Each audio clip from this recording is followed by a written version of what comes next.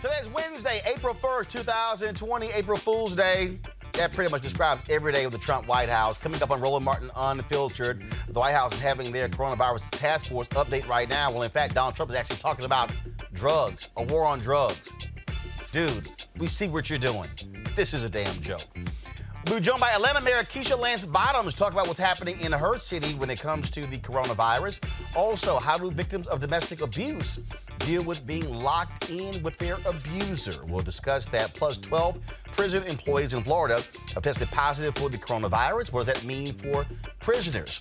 Also, my man D Nice will join us, talking about club quarantine and how he's just turned into an international superstar DJ. Plus, the Alabama school board member goes off because not enough money is being spent on black students. We will talk with her.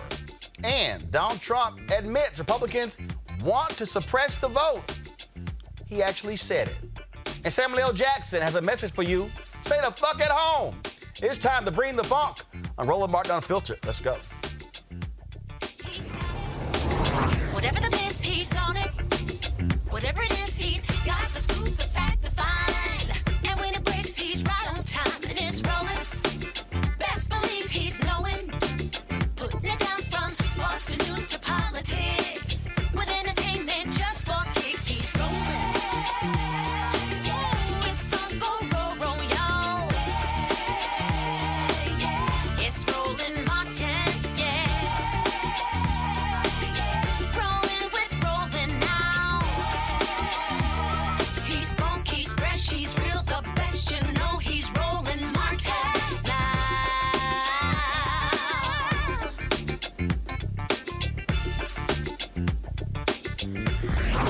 Martin.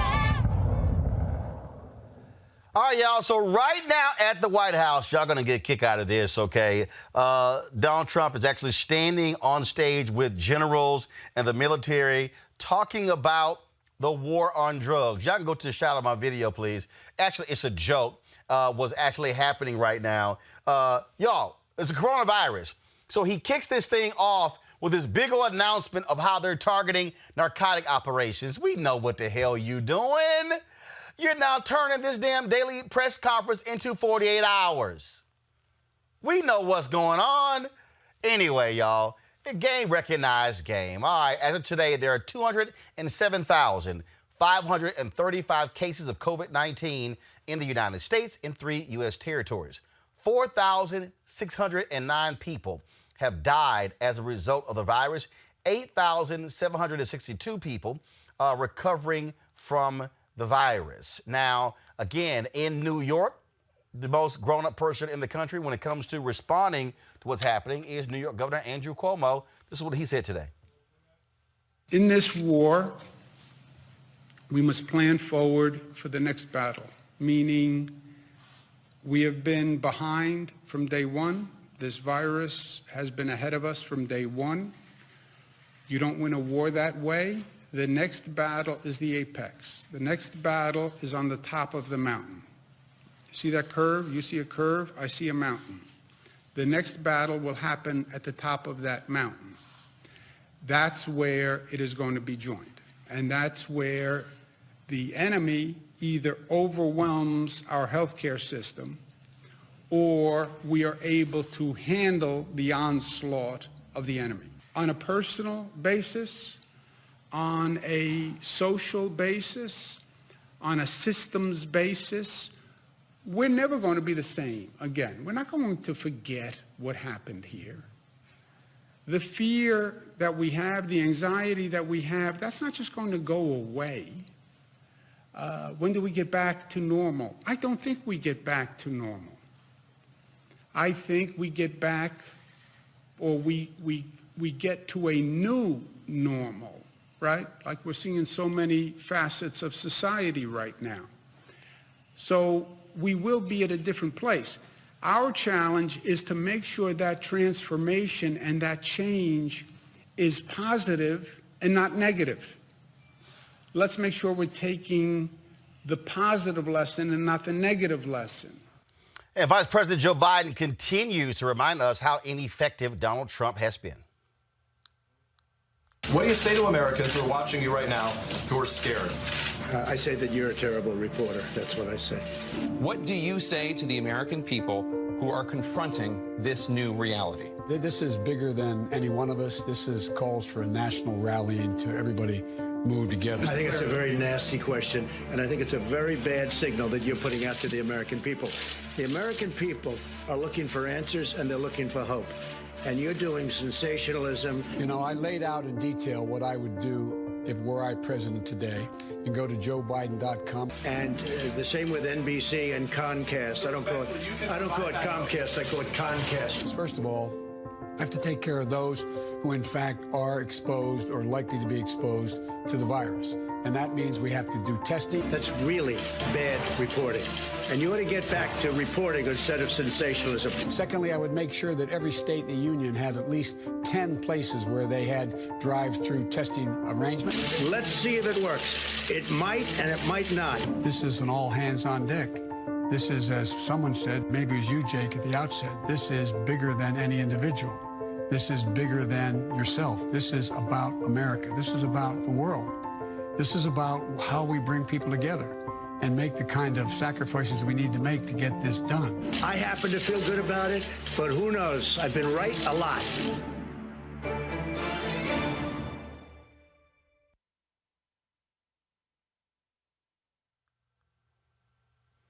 A recent poll shows that Donald Trump's disapproval numbers are declining after a short coronavirus bump. Now 44% of those polled approve of his handling of the virus, while 51% disapprove. Vice President Mike Pence predicts the spread of the coronavirus in the U.S. will be comparable to that of Italy. Florida Governor Ron DeSantis announced a 30-day stay-at-home order. Also, Wimbledon has been canceled for the first time since 1945. In California, Governor Gavin Newsom says California public schools will not reopen before the end of the academic year. The Dow Jones dropped 1,000 points due to bleak health and economic projections. And let me check to see if that idiot in Mississippi has actually issued a stay-in-place order. You remember, he's been ignoring this issue for quite some time. And let's see here. What did this fool announce? So now Tate Reeves, the governor, is closing all non-essential businesses, beaches, and reservoirs. Now remember, this is the idiot who overruled the mayors of Mississippi, including Mario King of Moss Point, Mississippi. We had him on the show the day it actually happened. And he talked about how the governor of Mississippi just overruled all mayors and declared nearly every business an essential business. But now that you've seen a rapid growth of cases in Mississippi, just like the food next door in Florida, now they're acting. Really? Oh, guess who's still stuck on stupid? Kay Ivey in Alabama.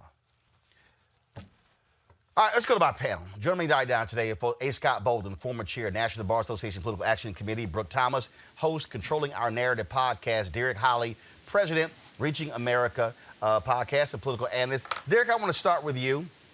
Right now, while we are sitting here talking, all right, y'all let me know when I can see the panelists. Right now, Derek, this fool is having a news conference, pulling a bait and switch, bringing out Attorney General Bob William Barr, the Secretary of Defense, these other people, to talk about the war on drugs. Dude, really? I mean, game recognized game. Myself. I got it on. I have it on. Derek, and so, all Americans are tuning in to say, hey, where are we with coronavirus? What's going on? He talking about moving some ships into the Caribbean. I'm watching it right now. And so, yes, they started out with, I was curious too, as to where they were going with this particular press conference as it relates to the war on drugs. I didn't understand. But then I think they kind of tried to pull it together when they started talking about all the numbers that come in from this part of the country in terms of drugs, bringing it in here and thinking that they could be bringing in the coronavirus. Nah, it could be a little bait and switch there. You know that's bullshit. You know that's bullshit. Get your weed before all this shutdown happens. But Derek, we know that's bullshit. Okay, they sitting there talking about the cartels are trying to take advantage of the coronavirus. Scott, give me a damn break. First of all, if you want to have this announcement, you could have had this announcement at the Pentagon. But no, you could have had this announcement at the Department of Justice. But no, you purposely do it when folks are tuning in to watch the coronavirus update, we know what he's doing. Donald Trump has decided 5:30 p.m. Eastern every day is going to be his daily television show. Sure. That's the deal, Scott. Yeah, it makes no sense because everybody who's tuning in is looking for the opportunity or looking for an update, not just on the causes of the coronavirus and the deaths or the numbers, but looking to see the game plan. How are you going to get us out of this? How are you going to lead us out of this? What is the game plan? And how is that game plan working? It's touched all of us directly or indirectly. And I got to tell you, I could care less about what's going on in the Caribbean or drugs or anything else. I want to know when we can get back to, as the governor of New York said, the new normal, whatever that's going to be. You know, you got to fight this thing, as he said. You fight it at the apex. Either you're going to win or it's going to win. But we need to be hearing more facts and figures about that as opposed to drug interdiction, which you ought to be doing anyway. It's got nothing to do with the pandemic. And so more disappointing leadership. I tell you, this is the idiocy and where you find out where there ought to be a litmus test for whether you can run for president or not, that you cannot be an idiot and run for president. You got to change the Constitution, because this is where we're all suffering from that not being one of the litmus tests for being president of the United States. Brooke, what's such how awful this is, this news conference has been going on since 5:30. We're now talking about 46 minutes. Are you actually trying to convince me that they're spending 46 minutes talking about drug interdiction in the United States when the greatest threat right now to the health and safety of Americans is the coronavirus? Give me a damn break. No, absolutely. And what you said earlier, this is his TV show every day. He's turning this into his daily TV show. I think it's more than that. I actually think this is a campaign round. Every single day, he goes out there, stands up in front of more Americans than would ever be willing to show up for one of those actual campaign rallies. And he has a campaign rally because he can't do it physically anymore.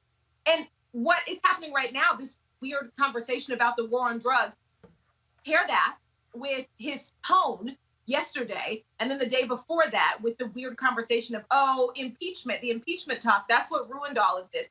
All of that is just a distraction because Trump has finally gotten to the point where he realized he failed. He is the reason, and his leadership, his lack of leadership is the reason why the numbers look like they do right now. And it's all a distraction. It's just a distraction. Because now you're focused on this and not his failure. Right. So, Anthony, you can go to my iPad. So now all the generals have walked off. You're going to see it in a moment, and now you're about to see the medical people come out. Derek, here's what's so funny. Literally during this deal, he goes, I now heard that I'm #1 on Facebook. That's nice. Derek, that's precisely why we don't cover. That's why when Donald Trump goes to the microphone, we do not cover Donald Trump, because he's going to lie, he's going to make stuff up, and he's going to say stupid stuff, and that's what he does.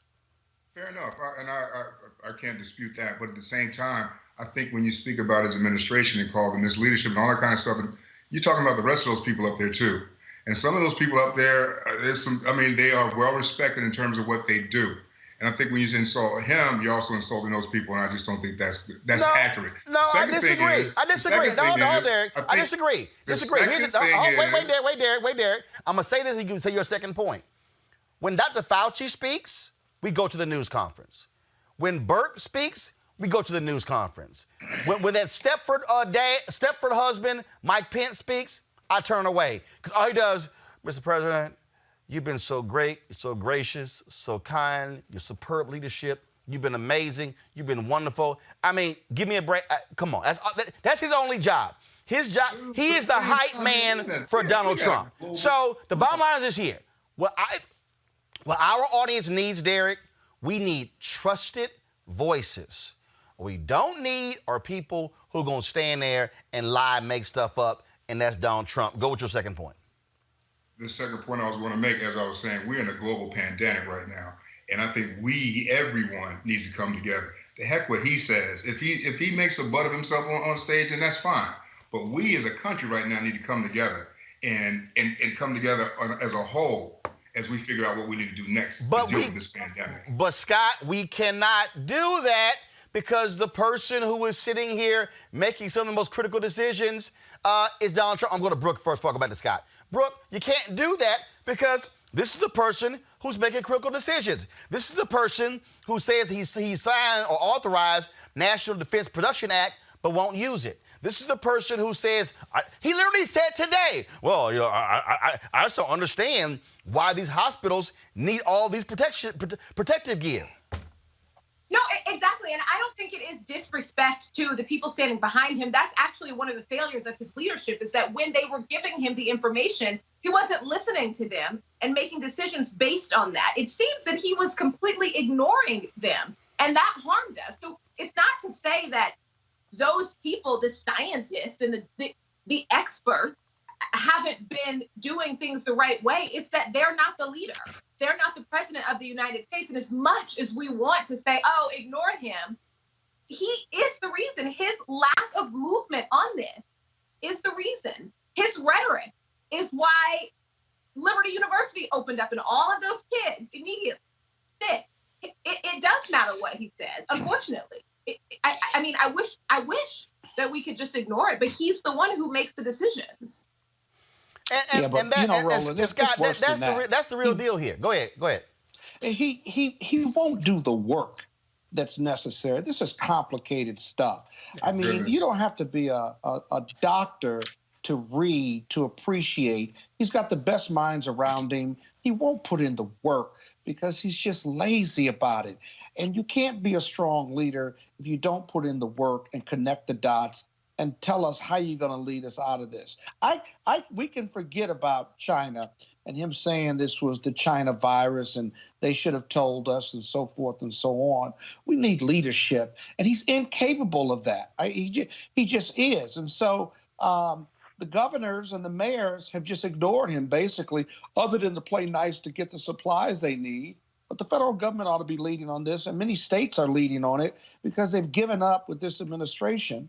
As they praise him for his leadership, at the same time, they know they're not going to get the help they need, at least not efficiently, and they've moved on from him in many ways. Oh, that's exactly what's happened. It's a joke.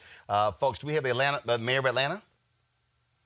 Yeah. If so, let's go right to Atlanta. Folks, it has 599 active cases of COVID-19 and 18 deaths, and yet Atlanta residents are not complying with their stay-at-home order. What the hell's going on? Y'all need to stay out them damn parks. Joining me right now is the mayor of Atlanta, Keisha Lance Bottoms.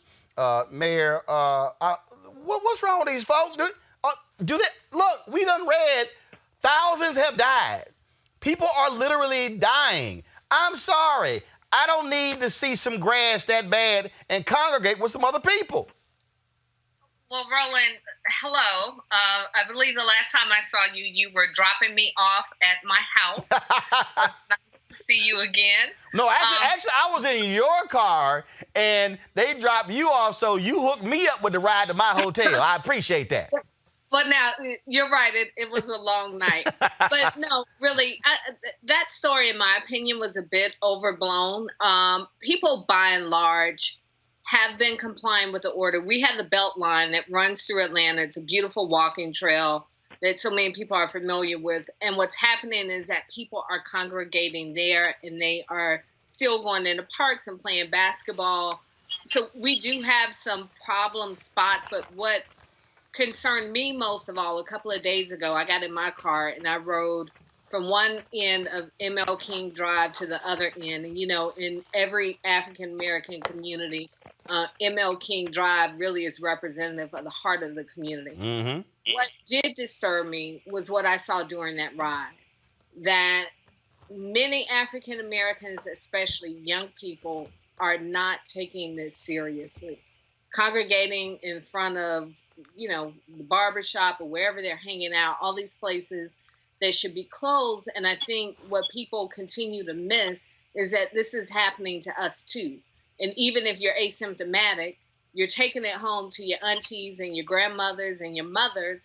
And we have all of the underlying conditions in the African-American community that make this virus deadly. We have asthma, some of the highest asthma rates in the country, high blood pressure, diabetes.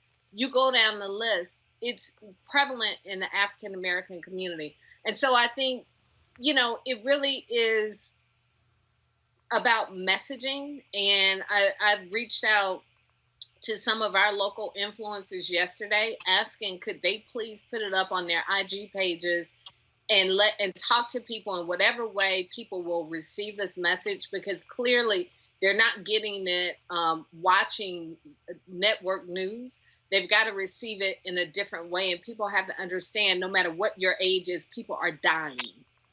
Well, and you talk about passing on to the older people. Look, we've done the stories on the numerous numbers of individuals who are in their 20s, in their 30s, in their 40s, who are dying. Yesterday, we talked about one guy, he lost both of his parents, but we had, of course, the young brother, a college student in Michigan, who, about to graduate in a few weeks. He died as a result, got turned away as well. And so we're trying to explain to all of these young folks like, hey, you are not immune from this. A group of 70, these little rich white kids in Austin, chartered a plane a couple of weeks ago, went to Mexico for spring break. Now 28 of the 70 have coronavirus. I mean, it's scary. And I even have this conversation with my 17-year-old son. I said, so many kids smoke weed and they vape and do all these things that compromise their lungs. Yep. They're not going in nearly as strong as they think that they're going in. And for my son, anyway, I had to speak to him in terms of his brother who has severe asthma. They all have asthma. And I said, listen, you've got to understand, if you get sick and you bring it in this house, your brother could die. Any of us could die. I mean, right. Any of us. But when you're not coming in tip-top shape, which most of us are not, it makes you even more vulnerable. And so what I can say about Atlanta, I've been communicating almost daily with Dr. Carlos Del Rio of Emory University, and I'm following his lead. He was the one who told me 2 weeks ago, you have until March 24th to shut this city down if you want to have any hope of slowing the curve. We immediately shut down the city. Our governor just announced today that he is shutting down the state, so I'm glad that the rest of the state is coming along with us on this. Way to finally wake the hell up, Governor Kemp. Way to finally wake the hell up. Well, Roland, I'll just say better late than never. And I understand he had to go through his process and really understanding and really, I believe, hearing from President Trump that this is also hitting rural America. But see that, but Mary, I get it. I understand. Look, I understand. But I look, mayors have been leading. Really what's been happening around this country, mayors have been leading, then governors. I can't get to the White House. I look at Mississippi. We had the mayors in Mississippi, including Mario King, Moss Point, Mississippi. They said shelter in place. Then what does the governor do? He then declares nearly every business in the state to be an essential business, overrules all of them. Then today he finally announces, shelter in place. Why? Numbers skyrocketed. They've been begging DeSantis in Florida to declare it. Nope, he wanted that spring break money. He wanted all of that. Finally today, he declares it. And you're sitting here going, y'all, these are people who are dying. I had the corner of Albany, Georgia, not even an hour from where you are right now. He said that's a city of 75,000 people, 71% black. Somebody went to a funeral and several people have been infected, and now in the city, 30 deaths in that county. And I just don't understand why people want to play around with this. This is deadly. In fact, go to my iPad, Anthony. You even posted your mama came by the house. You posted this photo. Your mama didn't come in. That was from a distance. Right. She said she needed to lay eyes on us. So she cannot come in our house. And thankfully, my 17-year-old son banned her from our house about 3 weeks ago. He said that they were probably carrying germs and she didn't need to come in. So she said she just needed to stop by and lay eyes on us. So she was coming from the grocery store. We let her pull up in the driveway and we waited. But again, though, the reality is you're trying to protect your son, yourself, but also your mother. Yeah, I mean, and what I suspect is happening, what's happening to all of us, we know people who are sick. We know people who are dying. We already have at least 15 City of Atlanta employees who have tested positive. I have one friend who just had an oxygen tank delivered to her house today. She has been running a fever for almost 3 weeks. My college roommate's mother has been intubated and in the name of Jesus started breathing on her own today. She's been intubated for 2 weeks. And I'm sharing this because it's one thing for us to watch it on TV and we see how horrible it is in New York and these other places, but it's now in our faces and it's in our families and in our communities. And what I suspect with a lot of leaders across this country is the same thing is happening. It should not have to come to that, but we are where we are. And it's just my hope that as we take a moment and we breathe, and I understand people are afraid. What worries me, our domestic violence numbers are up. Our reports of child abuse are down. So we understand there's some underlying things that are happening even on top of this pandemic, and people are afraid about jobs and how they're going to eat.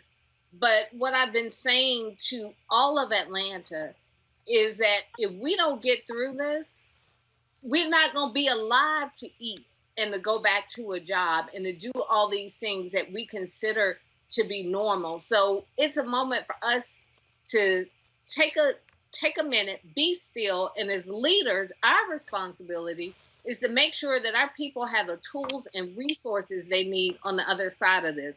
We've already started sending out locally from our economic development arm, small business loans. We're not cutting off people's water. We're not towing cars. If you get financial assistance from our housing authority, we're not evicting you. So there are a lot of things that we've done, what I consider to be very common sense, proactive things to help relieve some of this stress.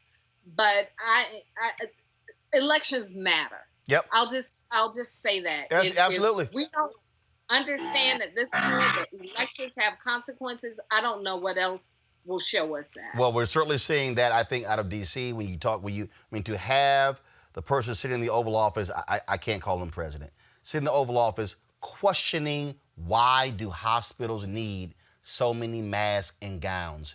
That, to me, is just beyond idiotic. You've got governors who are begging. Look, you announced last week nearly all the ICUs in Atlanta hospitals are filled up. They're being ravaged down in Albany, Georgia. I mean, this thing is happening, and you have someone who refuses to even deal with these companies who are also jacking up prices. These companies who are trying to charge hospitals $6 and $7 and $8 and $10 for a mask when they normally cost $1. You need leadership to say, hell no. Time of crisis, we're taking this thing over. In fact, I saw a video before I talked to you. The FBI raided the home of one guy who was hoarding some 5,000 boxes of masks. He was trying to sell them up in a massive markup. He got his apartment raided by the FBI. You would think the federal government would use the powers to say, if you're talking about this is a war, you have to act like this is a war, and you can't have companies jacking up prices and forcing city officials like you or hospital districts or counties or states to spend millions more for something that costs pennies. You're right, Roland. And in the same way that our hospitals and our medical professionals need this PPE, we've got sanitation workers, we've got parks and recreation workers who are passing out food to kids. We've got police officers who need it. And what I just had a conversation with my team before going on with you. And what I said to them, when we finally get our PPE, treat it like you're getting some gold bars and some diamonds, because this is the hottest market for this PPE, and it is frightening when you see that our national stockpile has almost been deleted. And what it says to me, this is simply a lack of preparation. And so when I even look at our response from our city, there are a lot of things you plan for as mayor, and you have to anticipate things that may come up. I didn't anticipate a pandemic. And, Right. But what I can say as a city, you are prepared because you have an emergency preparedness plan in place. You have reserves, your rainy day money in place, and you're able to mobilize. And what it looks like to me is the federal government was just caught flat-footed, as if this couldn't happen. And again, I'm taking it back to elections. This is why elections matter. You know, people would say, oh, he's going to get us all killed. I don't think anybody ever thought it would be through a pandemic. And when you don't have leaders who value preparation and who value all communities, then you are in a situation in the same way that we had to respond to Katrina because the nation didn't show up. Is the same way we're having to respond locally because we can't depend on our leaders at the top. And I mean that leader, not all of our leaders, that leader at the top. We've got to be able to see about ourselves as local leaders. And I'm just glad that governors and mayors across this country are making the tough calls. Atlanta Mayor Keisha Lance Bottoms, we appreciate it. Stay safe, and thanks for all your leadership. Thank you. All right, then. I want to quickly go back to my panel. Scott, again, that's what leaders do. They lead. She gave the order before the governor did. The reality is there are people who were chirping at California Governor Gavin Newsom 2 weeks ago, but experts are saying his decision 2 weeks ago and the decision in Washington State has likely saved thousands of lives because they took the action. But here's the other deal. There were mayors who made those decisions in San Francisco, in Fresno, and this is the point. Lives are being saved because people took it seriously 2, 3, 4 weeks ago, unlike this idiot in D.C. In fact, we are now 1 hour and 7 minutes into this news conference, have yet to hear from Dr. Fauci, have yet to hear from Dr. Birx, because I'll tell you why, Scott. He saw what happened yesterday. They got too much attention, and so therefore he wants to monopolize the whole stage. Go ahead. I want you to be wrong about that, but I know deep down that you're not. I've said it before on this show. Dr. Fauci is who America is going to listen to, and he's the most powerful man in America during this pandemic time period. Now, it'll be interesting. Keisha Lance Bottoms, the governor of California, all of the local and state heroes in this pandemic, Governor Cuomo, are just getting high marks. And it'll be interesting once we'll get through this, and we will get through it. Politically, what does that mean? Will the voters reward strong leadership, or will they not? Will they forget once we go back to some normalcy? Or will they remember? Trump's bump in the polls was really interesting. But then yesterday, and now we're talking about drug interdiction, he's back down at 44%. Anytime he gets over 44%, the Republicans and independents who really like him and support him do a whole news story on it. But I have to remind them, he's not even above 50%. Scott, Are you bragging or complaining? Scott, I got to interrupt you because the real expert is now talking. Oh, well, let's go to him. We're on the other side of this curve. Are we looking at living with some sort of social distancing guidelines essentially until there's treatment or a vaccine? For example, people looking forward to the summer talk about, going to baseball games, going to concerts. We have political conventions over the summer. Are things like that possible or safe without a vaccine or a treatment in place? Yeah, I think if we get to the part of the curve that Dr. Birx showed yesterday, when it goes down to essentially no new cases, no deaths at a period of time, I think it makes sense that you're going to have to relax social distancing. The one thing we hopefully would have in place, and I believe we will have in place, is a much more robust system to be able to identify someone who's infected, isolate them, and then do contact tracing. Because if you have a really good program of containment that prevents you from ever having to get into mitigation, we're in mitigation right now. That's what the social and physical distancing is. The ultimate solution to a virus that might keep coming back would be a vaccine. In fact, I was on the weekly conference call with the WHO-sponsored group of all the health leaders in the world who are dealing with this. And we all came to the agreement that we may have cycling with another season. We'll be much better prepared. We likely will have interventions. But the ultimate game changer in this will be a vaccine, the same way a vaccine for other diseases that were scourges in the past that now we don't even worry about. And Tony, how are they doing with the vaccine study? I mean, the vaccine is, as I said, it's on target. We're still in phase 1. There were 3 doses that we had to test. We've been through the first 2 doses. We're on the highest dose now. When we get that data, it'll take a few months to get the data to feel confident to go to the phase 2. And then a few months from now, we'll be in phase 2. And I think we're right on target for the year to a year and a half. And do you mind me asking, you and Dr. Birx, have either of you received threats of any kind, or have you been given a security detail, given that you've been out here every day on camera speaking? Well, I mean, anything that has to do with security detail, I'd have to have you refer that question to the Inspector General of HHS rather than my answer that. Can I follow up on testing? He doesn't need security. Everybody loves him. Can I follow up on testing? Besides that, they'd be in big trouble if they ever attack. You know, he was a great basketball player. Did anybody Trump starts know? talking. We don't take him live because all he does is make stuff up and lie. It's just simple as that. Simple as that. Brooke, you heard Keisha Lance Bottom say elections matter. It's absolutely true. And this is people had better pay attention. And you got an election in November, and it matters who is going to be in the White House for the next 4 years. So hopefully not this idiot. So many. Listen, this is the non-problematic hill that I will die on. I wish more people would pay attention to that. Excuse me, I'm so sorry about that, especially right now. Elections matter. Your local elections matter. You need to be paying attention to who is willing to protect you right now. Take a look at how your city council, your mayor, how they are handling eviction in your area.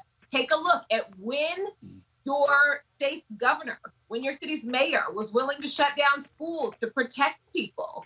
Obviously, the presidential election, if we didn't learn, I mean, every other day we have a different example as to why that election matters. But I think people already know that. You know what I mean? People already know that it's important for them to vote for president. But right now, you're getting a look specifically at why. Look at what the district attorneys are doing. Who's sitting in jail at a higher risk for this that shouldn't be? Look at the prosecutors in your area. Look at the city council. There's so many different reasons. Look at your pastor. How is your pastor handling this? Look at who is willing to protect you. Because I think the light is on everybody right now. Speaking of protection, I want to go to my next guest real quick here, folks. You heard Mayor Lance Bottoms talk about this. Folks, victims of domestic violence are really, really in a tough situation. Joining us right now is Amina McWhirter, founder of Love by the Handles, an organization that provides support for victims of domestic abuse. That was a boxer, Amina, today, who had his boxing license suspended because he posted a video last night trying to teach men how to beat their wives or girlfriends during this whole crisis. He said, it was a joke. He issued an apology. But this is not a joking matter. We are seeing an increase in domestic violence as a result of coronavirus. Absolutely. First of all, thank you, Roland, so much for this opportunity to be able to talk about this. This is a serious situation because outside of COVID-19, domestic violence numbers are on a high on a daily basis. People don't understand when it comes to domestic violence that it's domestic violence.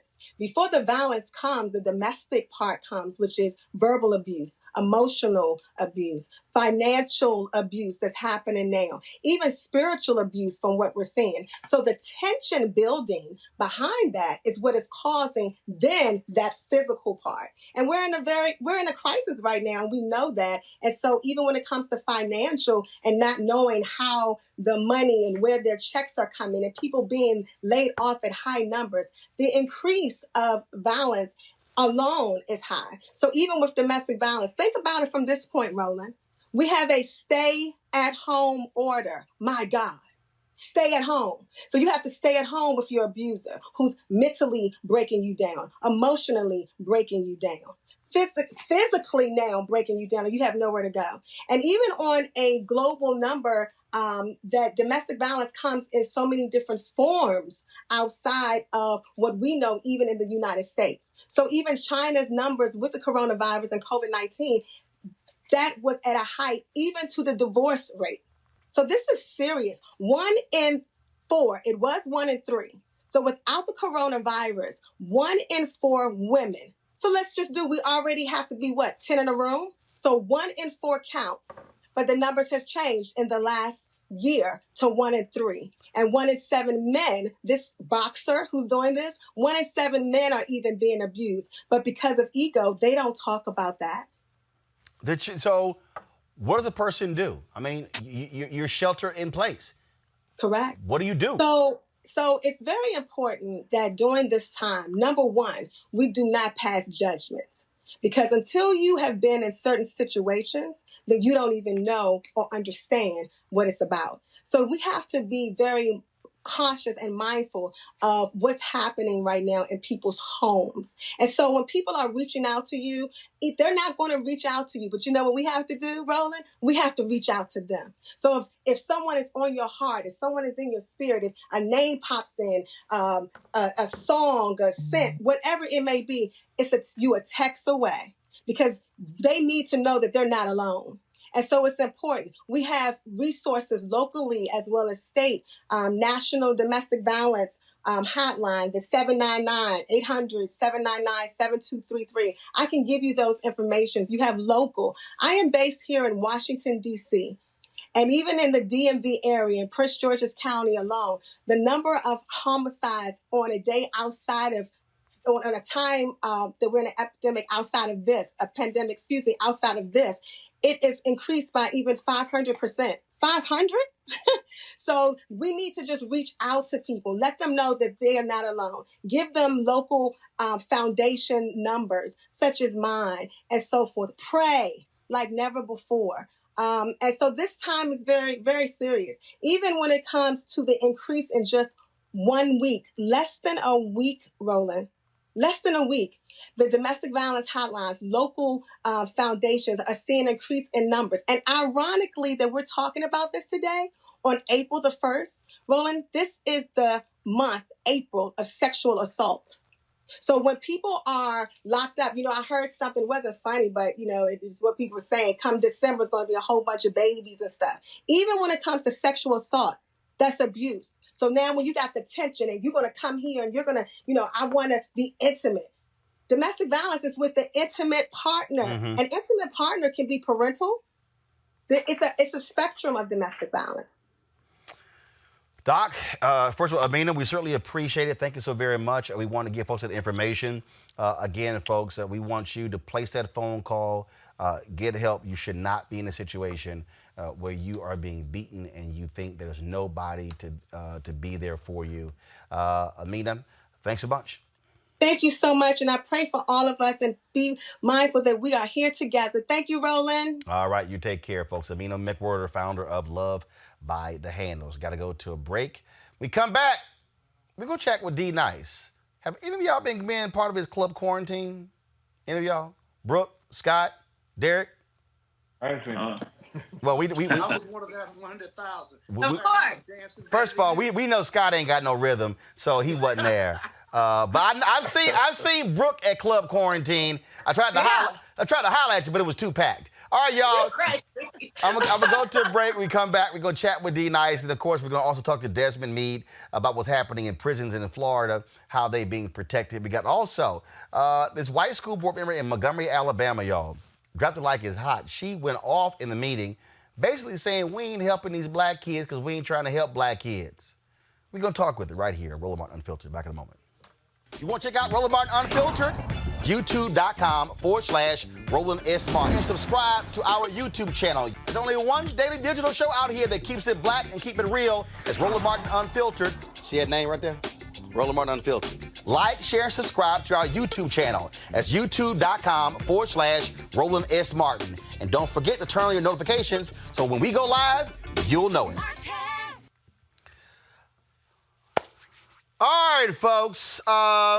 This whole coronavirus deal is driving lots of people crazy. They're cooped up in their homes. They can't go anywhere. They're sheltered in place all over the place. And what it means by being sheltered in place, that means that even if you want to go somewhere, you can't. Imagine being a DJ and your job is to be around a bunch of other people. Well, like many people, DJ D-Nice is being sidelined as a result of coronavirus. And so for the last couple of weeks, he has been burning up social media with club quarantine. This thing started where it was just literally, just at the crib, and he was sitting around, he was just in the bed and said, I need to figure out something to do, y'all. He jumped up.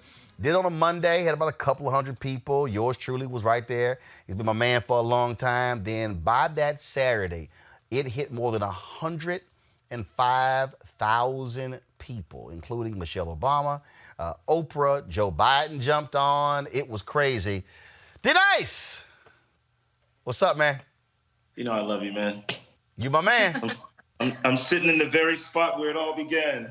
So again, as I was saying, you were just like, look, you couldn't go anywhere. Look, gigs got canceled, postponed, and you were like, yo, I gotta play some music. I needed to, man. I wanted to play music just for us because we party. Damn, I look real bad right now, man. It's quarantine, man. I need to shave, bro.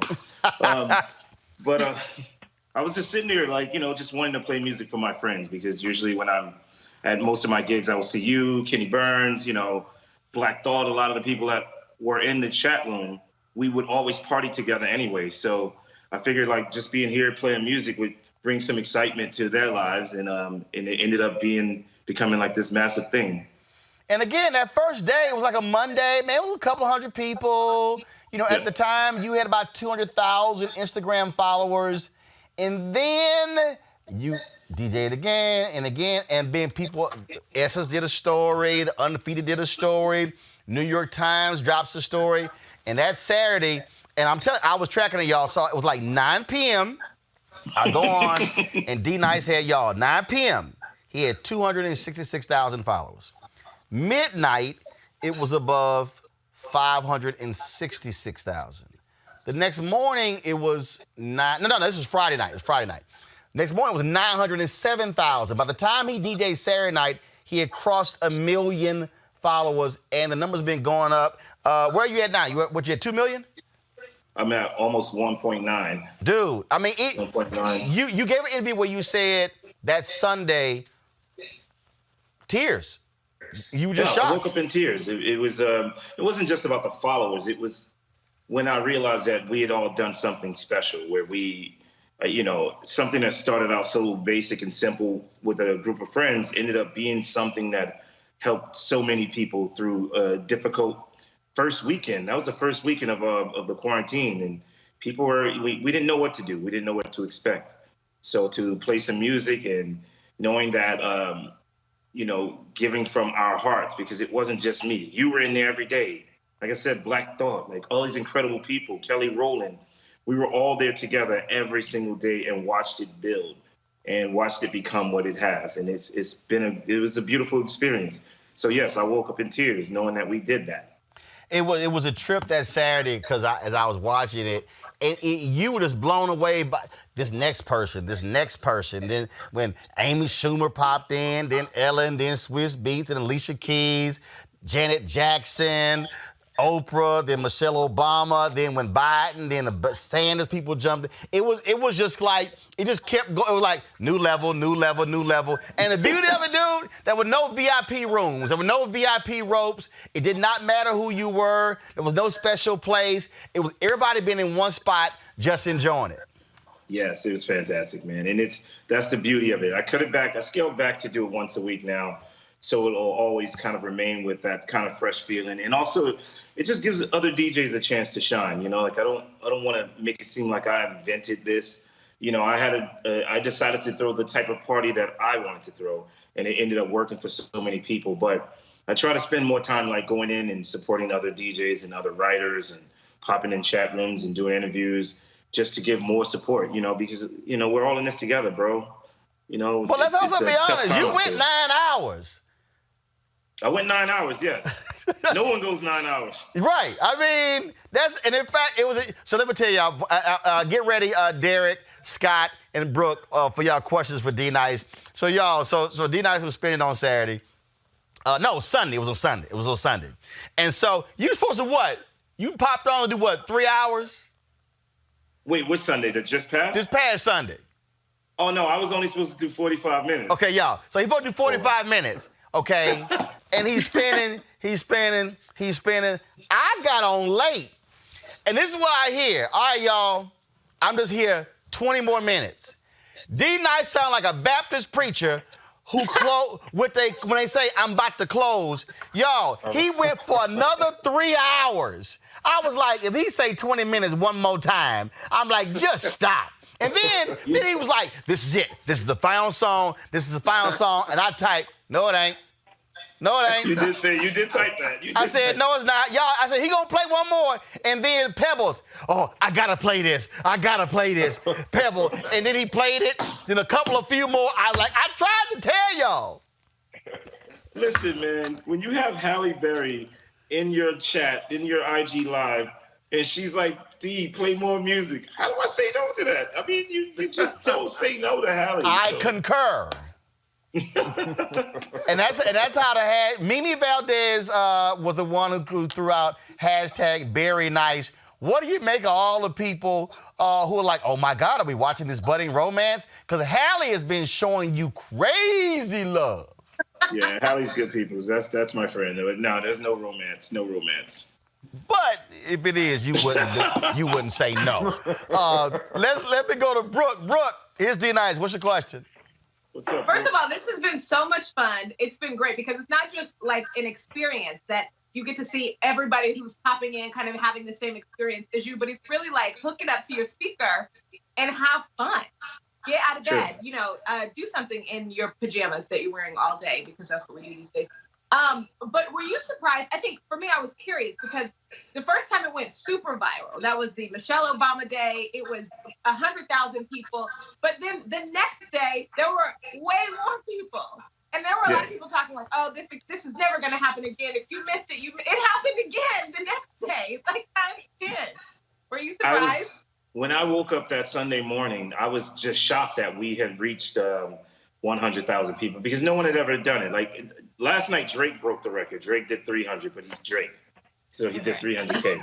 But the next day, I wanted to see if this was like if it was real. And when I signed on, like within 10 minutes, there was 100,000 people in there. Yep. And we maxed out at 165. And I was like, wow, this is actually a thing. Like people really enjoy when I play music.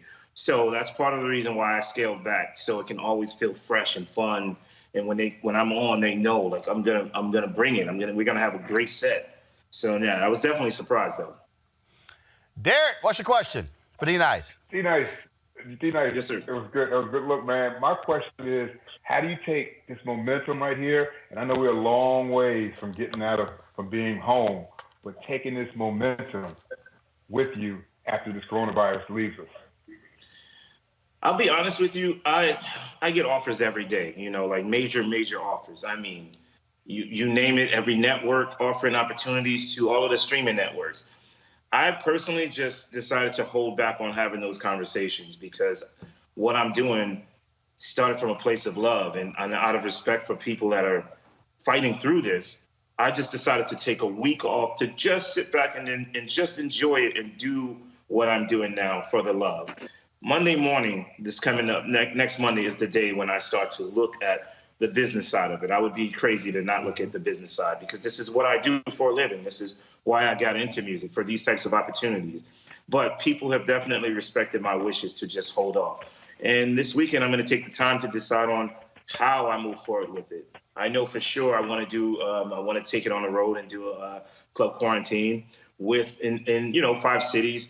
Because I want people to actually come out and feel what I was actually feeling at home, not just through your phone speaker or not just hooking it up to your Sonos, but to actually be in a club environment and hear Sister Sledge and hear a Drake record mixed with Sister Sledge or whatever, like the way I mix. So, but the goal is to just come up with the plan this weekend and see what we can do to, one, monetize this, and also what we can do to give back to people, because we're going through a rough time right now, and I would, everything that I do should be based on giving something back to people that are suffering. And I'll be honest, look, I ain't got no problems. I told you, D-Nice, after that Friday night, I hit one streaming service where you don't have a time limit. Instagram, you got 60 minutes. I was like, yo, y'all need to do a deal with my man. He's killing it. I'm just telling you. Scott, question. Hey, D-Nice, Scott Bolden here in D.C. I've been to a number of your parties. I don't think we've ever met, but I want to tell you, I can see a club quarantine in the top 10 cities in the U.S. I know that has to be one of the proposals that came your way, like the physical. Of course, structure. yes. And you spend on one night or all nights, or even you get some equity out of it. But Absolutely. I tell you, my wife and her girlfriends were listening that night where Michelle Obama was on, and they brought me into it. I jumped on, and what was amazing to me was your humility. Like we were living with you while you were spinning, and you were as surprised as everybody, your audience, about who was jumping on. Like at one point, when Biden got on or Michelle Obama got on, you were like, Michelle Obama's on. Hey, y'all, Michelle Obama's on. You were amazed that we were living it with you while you were kind of narrating it. And I just think your humility made the difference. We wanted to get you to 1 million. We wanted you to keep spinning, and we wanted more celebrities and black thought leaders to jump on with you, man. So a lot of love and support out here. God bless you. I appreciate it. Those moments, just full disclosure, I knew I put the call in to ask. The excitement for me wasn't that they were just in the room. It was that I actually called and asked, and they followed through. So that to me was, it kind of showed me the influence that I have.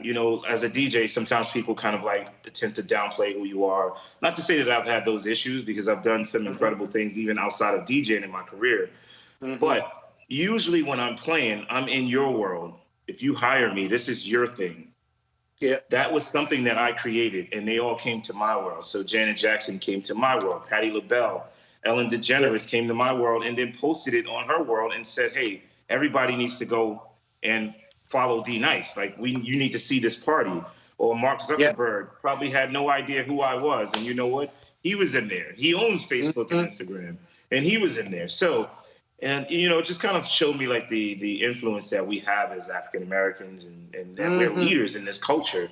And we did something that no one had done at that time. Like I said, Drake kind of broke the record last night, but even then, the way he did it pales in comparison to what we did that night. We had everyone in there. And it was a time when we all needed to feel good about what we were experiencing together. So, yeah, it's a wonderful feeling. It was our new normalcy. Well, and also what I think is also great is that for a lot of people, especially a lot of young people who have not heard a lot of these artists, I mean, you're not playing the same stuff. I mean, you're going deep in the crates. Sure. And people also are getting a sense of your love of music, playing different artists. If any of y'all out there who missed the interview I did with D-Nice in Chicago, go to our YouTube channel. We talk about stuff that he's gone through. We talk about his history, talk about how he was high, then he was real low, how he's had to rebuild this. And I think people, and look, folks, this ain't new to me. D-Nice and I have known each other for years. He knows the moment y'all, this is a true story. This is a true story. I'm in New York. I don't know what the hell I was there for. And I'm in New York, and I run into one of my fans on the streets of New York who was with her mama and her kids. And I go to my hotel. So I meet them, took a picture of everything. I go to my hotel, and I tweet, what the hell is going on in New York? It was like 10:30, y'all. I had nothing. I was like, I'm like in my hotel. And somebody said, Roland, D-Nice is spinning at, I don't know what hotel it was. And so the sister who I met and her mama, she said, these kids are driving me crazy. Are you going to this party? I was like, hell yeah, I'm going. She met me at the party. I said, D-Nice is spinning. And it was the craziest thing. And I told a bunch of my other followers, I'm going to this party with D-Nice. I'll see y'all there. It was a hookup, man. We danced all night. Because and I told people, y'all think I'm lying when I put it in club quarantine. I've helped DJ D-Nice pack up. I don't leave parties early. No, he would stay. Come on, Roland brings the funk. He would stay until the end. I don't believe in leaving early. Nah, you know, I'm always happy. Whenever I see you, I know it's definitely going to be a party because you'll go straight to the stage, man. You know, and just set it off. If someone's standing around, you'll get right in the crowd. We've done that. We're Congressional Black Caucus. Like, you'll get out and just do your thing, man. So you'll have so much love and respect for you. Well, I can't. Look, I have a very simple philosophy with parties. If I go home and my clothes are dry, I'm pissed off. But if I go home and I got to peel my clothes off, that was a party. Absolutely. Well, I can't wait after, we have dispatched of this coronavirus for that first get-together. It's going to be crazy. Bro, you've been on Jimmy Fallon, the LA Times. So many amazing things have been happening. God has been blessing you in a tremendous way. Yes, sir. I'm just glad Yes, to sir. know you. I appreciate all that you do. And, man, we're going to keep tuning in and just keep doing you. You know, I love you, brother. Good to see you all. All right, D. Talk to you. Let me get back to club quarantine. My kitchen. All right, drink more of that water and not more of that alcohol they keep sending you. Oh, my gosh. They sent you so much alcohol, you can open up your own liquor store. I was saying to someone, either my friends love me or they know that I have a problem. Way too much alcohol in here. But the one person, look, just now, before I got on with you, Will Smith sent me another shipment of like 8 boxes of water. See, I love Will. Will is awesome. He's sending water. He just sent you some just the other day. Yes, and now there are like 8 more large boxes of water. I'm like, yes, Will. And in fact, that Saturday when you were DJing, when you hit 100,000, you were like, yo, somebody call Will. He needs to get on here. So because Jada was on. So I sent him a text. I was like, yo, D-Nice, like, get your ass on club quarantine. Get on. You know what? He got in, and that same night, he sent me cases of water with a beautiful note. But no, Will is a classy dude, man. Yep. Yes. That's the one thing that I love about Club Quarantine is that we brought so many beautiful people, not in terms of physical beauty, but just like beautiful spirits together in one room, in one chat, and we were all there together and experiencing that moment. Yes, sir. At the same time. So it's beautiful, man. Yes, Thank sir. you. Derek, you got a question in, didn't you? No, I'm good. You didn't get a question in? Real quick, go. Oh, yeah, I did. I asked my question Oh, already. you did? Okay, I was about to make sure you did. D-Nice, man, I know you got an interview coming up, brother. Always good seeing you. We'll chat soon. All right, later. All right, bro, take care. I hope y'all enjoyed that. Club Quarantine has been really absolutely fun. I got to go to a break. When we come back, we're going to talk with my man Desmond Meade about what's happening in Florida prisons. 12 prison guards got coronavirus. What does that mean for the inmates? Next, Roland Martin Unfiltered. You want to support Roland Martin Unfiltered? Be sure to join our Bring the Funk fan club. Every dollar that you give to us supports our daily digital show. There's only one daily digital show out here that keeps it black and keep it real as Roland Martin Unfiltered. Support the Roland Martin Unfiltered daily digital show by going to RolandMartinUnfiltered.com. Our goal is to get 20,000 of our fans contributing $50 each for the whole year. You can make this possible. RolandMartinUnfiltered.com. All right, so a lot of y'all are always asking me about some of the pocket squares that I wear. Now, Robert don't have one on. Now, I don't particularly like the white pocket squares. I don't like even the silk ones. And so I was reading GQ magazine a number of years ago, and I saw this guy who had this pocket square here, and it looks like a flower. This is called a shibori pocket square. This is how the Japanese manipulate the fabric to create this sort of flower effect. So I'm going to take it out and then place it in my hand so you see what it looks like. And I said, man, this is pretty cool. And so I tracked down, it took me a year to find a company that did it. And so they make these about 47 different colors. And so I love them because, again, as men, we don't have many accessories to wear, so we don't have many options. And so this is really a pretty cool pocket square. Now, what I love about this here is you saw when it's in the pocket, you know, it gives you that flower effect like that. But if I wanted to also, unlike because if I flip it and turn it over, However, it actually gives me a different type of texture, and so therefore it gives me a different look. So there you go. So if you actually want to get one of these Shibori pocket squares, we have them in 47 different colors. All you got to do is go to RolandSMartin.com/pocket squares. So it's RolandSMartin.com/pocket squares. All you got to do is go to my website and you can actually get this. Now, for those of you who are members of our Bring the Funk fan club, there's a discount for you to get our pocket squares. That's why you also got to be a part of our Bring the Funk fan club. And so that's what we want you to do. And so it's pretty cool. So if you want to jazz your look up, you can do that. In addition, y'all see me with some of the feather pocket squares. My sister, who's a designer, she actually makes these. They're all custom made. So when you also go to the website, you can also order one of the customized feather pocket squares right there at RolandSMartin.com/pocket squares. So please do so. And of course, that goes to support the show. And again, if you're a Bring the Funk fan club member, you get a discount. This is why you should join the fan club.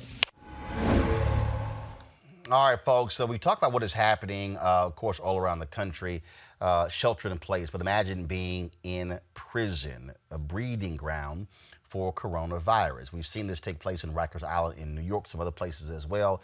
In Florida, the number of Florida prison workers who have tested positive for COVID-19 jumped to 12 on Monday, according to the Department of Corrections. 3 of the employees work at Blackwater River Correctional Facility in Santa Rosa County. A 4th person works at Appalachia Correctional Institute in Jackson County. The latest count of infected workers is a jump of 4 over the number of cases reported by the Corrections Department in late February. So how are inmates being protected? Well, joining us now is Desmond Meade, president of the Florida Rights Restoration Coalition. Desmond, glad to have you back on Roland Martin Unfiltered. Hey, Marlon, thanks for having me on, Roland. Let me start by saying this. I think that measure of a country is gauged by how it treats its most vulnerable. And so when we're talking about the coronavirus, a lot of folks, place a lot of attention on the elderly. But believe it or not, there's a greater concentration of these pre-existing medical conditions that makes a coronavirus dangerous to folks in prisons than you have in this country. And so what we're seeing here in Florida is, especially we have a governor that seems to be Johnny-come-lately to a lot of these remedies. What we're seeing is the potential of turning our prisons into a morgue. And you have to have a response to it. When you talk about distancing, the reality is you have people who are congregated in very tight spaces. Yes, and you're right. On March 17th, we wrote a letter to the governor, and how we was approaching this pandemic was that there are several ways that we can alleviate or relieve some of the potential of the coronavirus ravaging prisons.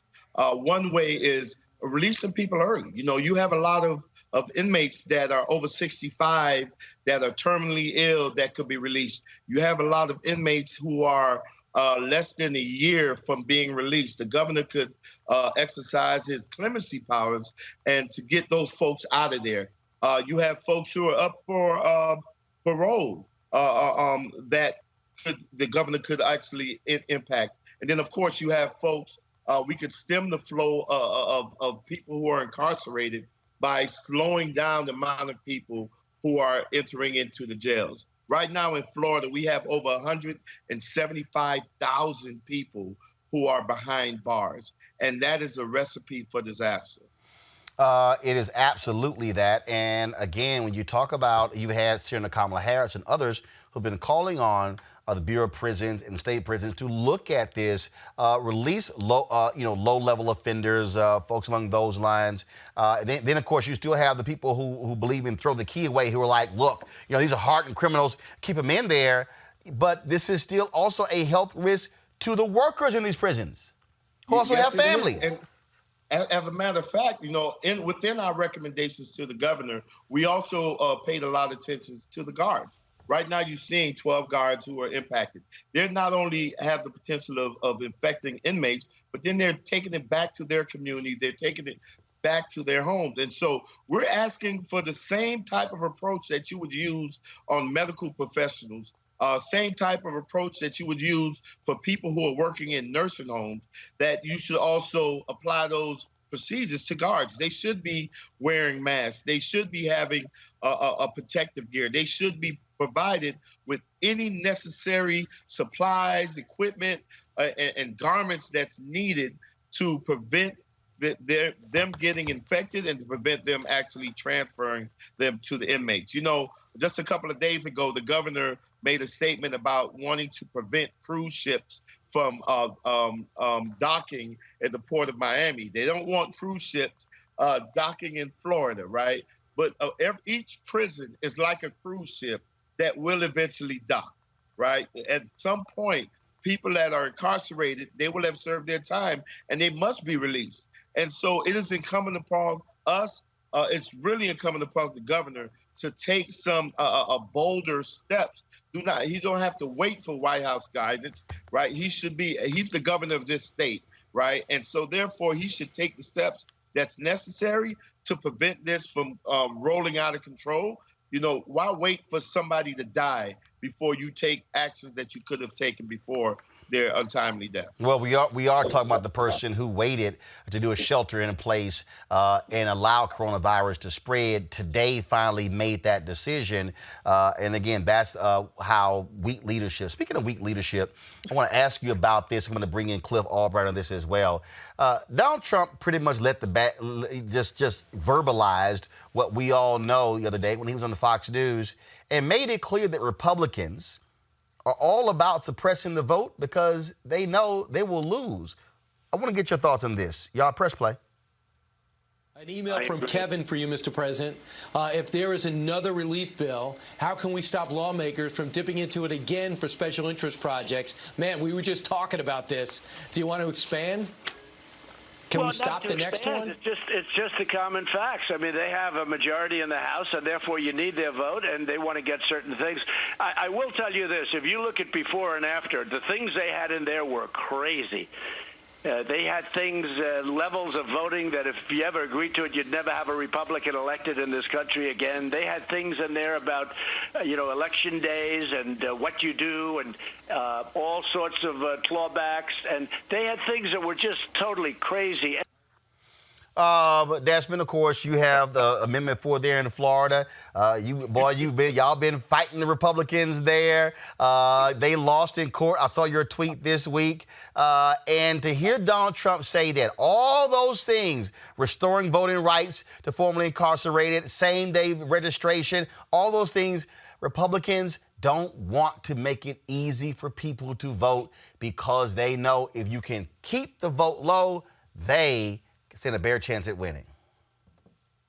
Let me tell you, Roland, the first impression that I get when I was hearing those comments is something that we believed even during Amendment 4, right? And is that I think the biggest problem with what's going on right now with the coronavirus is that it has become politicized, right? When you're talking about Democrats versus Republicans, because whenever anything becomes politicized, the only people that suffer are the regular people like me and you, the people that's out here in this country. But here's the thing, that we know that people have historically not cared as much about people who have been incarcerated or currently incarcerated. We've seen when there was flooding on the East Coast a few years ago, how long it took the folks to actually remove people out of prisons that was flooding, right? That's primarily because no one had anticipated people like me with felony convictions being able to eventually vote, right? And I know that there are some people that's scared of seeing this new constituency of voters coming. We have over 1.4 million here in Florida. And this recent court case, though, and the rulings in it, and with the judge's decision to turn this lawsuit and make it a class action lawsuit, so where now any future rulings will apply to all of the 1.4 million instead of just 17 plaintiffs, right?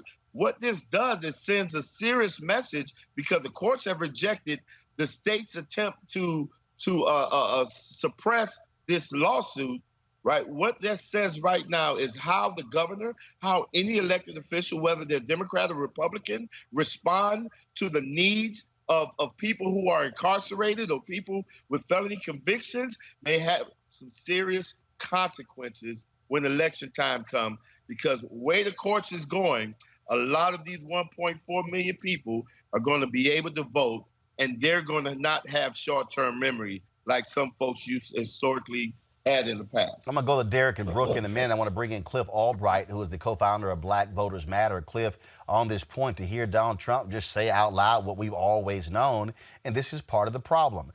Even right now in Wisconsin, I was actually retweeting a thread last night. The Republicans are desperate to hold on to a state Supreme Court seat in Wisconsin that they are refusing anything to change, to allow any changes to the April 7th primary. Because if they know for a fact, by holding on to that seat, it guarantees them to be able to kick folks off the voting rolls in November. They've actually had a state thus far where a federal judge ruled they cannot remove 200,000 people from the rolls. But that's what you see what's going on. And so you have Democrats in Wisconsin who have been pleading to say, wait a minute, this is about keeping folks safe. They don't care. Their whole deal is, nope, election is fine, go to the polls, even though in a number of counties, I think there's more than 100 now polling locations, they don't have enough people. They don't have enough hand sanitizer in those places. And this is what you're dealing with. And the reason and Desmond's right, it shouldn't be partisan, but the reality is this, Cliff. Republicans will do all they can to block, to suppress the vote. And that, to me, is shameful. It should not be that way, Cliff. Yeah, and it's exactly like what you said, Roland, where the man in the White House said out loud, well, we all know to be the case, but this isn't the first time that they've done that, right?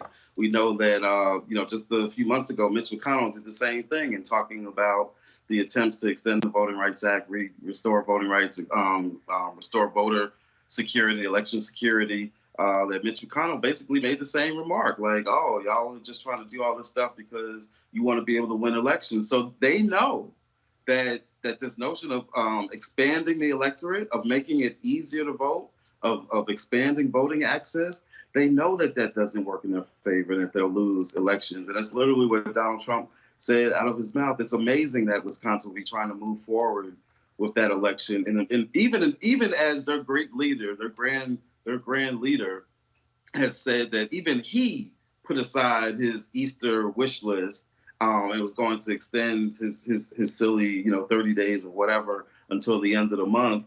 If even he has done that and Wisconsin is behind him, then that really tells you all you need to know. Derek and Brooke, I want to bring you in this conversation. This whole issue, this to me should not be a partisan issue. First of all, there's no affirmative right to vote in our Constitution. It really is. We really don't have a federal election. We have state elections. Derek, I want to start with you. This is where Republicans of conscience, you said it before, Republicans of conscience, conservatives should be saying to the party, stop getting in the way. If you want people to vote for you, damn it, compete for their vote. Don't restrict it. I agree with that, Roland. And I've said many, many times, the Democrat Party takes for granted the black vote, and Republicans don't do enough to get it. At the same time, black people need to get off their ass and go vote. Now, you and I, we talked about this on your show a few weeks ago when I was on the show. And the thing about it, in 2016, it was this is according to the Pew Research Center, it was the lowest turnout ever since we've been tracking elections for African Americans. 59.6% people came out in 2016 after a record high in 2012.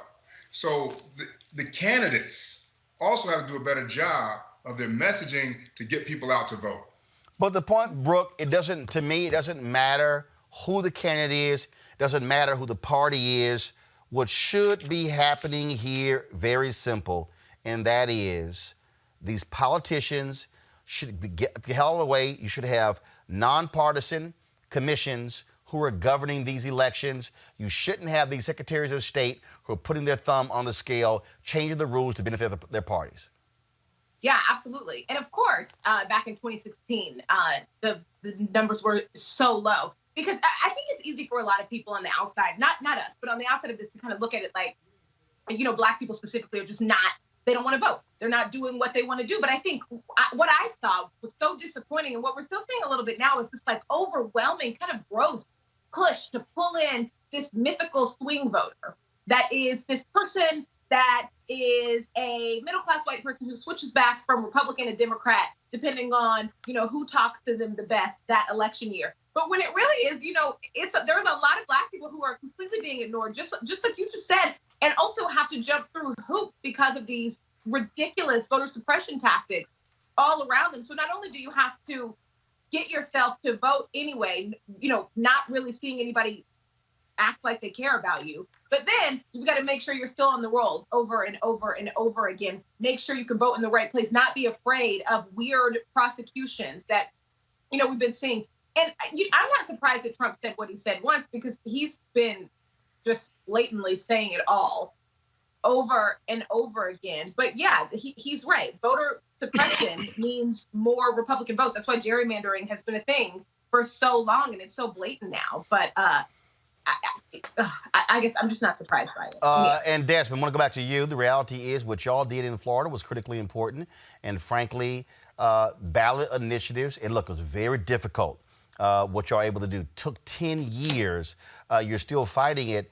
But the reality is you have to change state constitutions. Alicia Reese is trying to do a ballot initiative in Ohio to put the right to vote in the Constitution to cut these shenanigans out.